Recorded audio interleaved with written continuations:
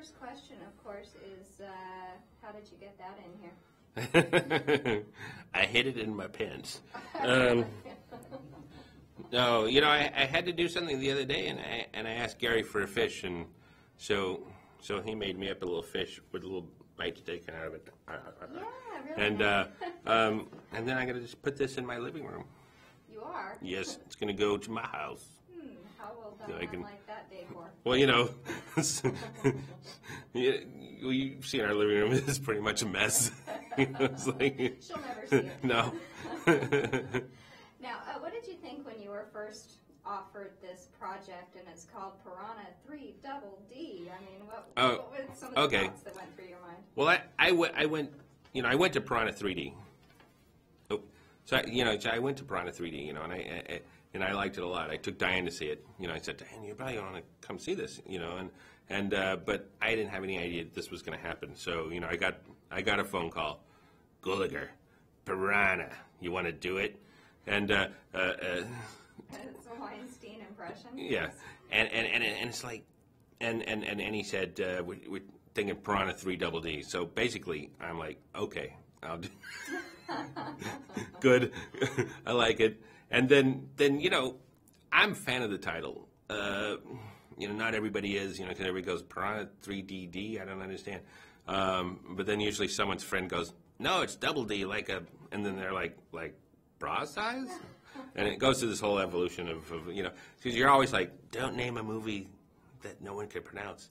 But I think this one is an exception because I like it. How much did you have to do with like the stunt cameo casting with David Hasselhoff and Gary Busey? Were those people that were suggested to you, or were you like, yeah? Well, some of them yes, some of them no. Some of them were suggested as cameos, and I made them characters. You know, like in it longer. You know, they were just gonna. You know, at one point in you know scripts change as they go, and at one point there were going to be more cameos. And they were just going to get killed, you know, right away and stuff like this. And I think there's no way we were going to have time to even shoot all that. And so the way it changed over time is that, you know, like the Hoff isn't just, you know, the cameo that comes on and gets killed. So just things like that.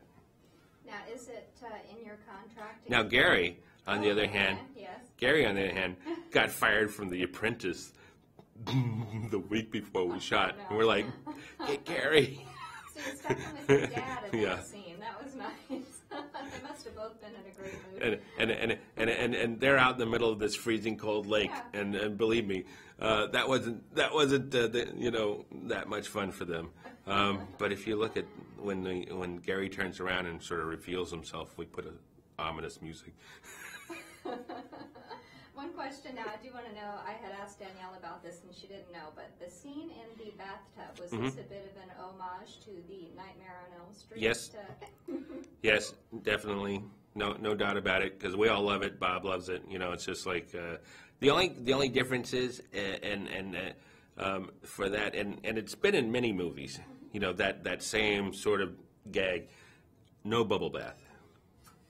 I am against bubble bath. So if you could see it, Danielle is it's in clear water. Oh yeah. All right. Well, that's a selling point right there. Thank you. What's your name again?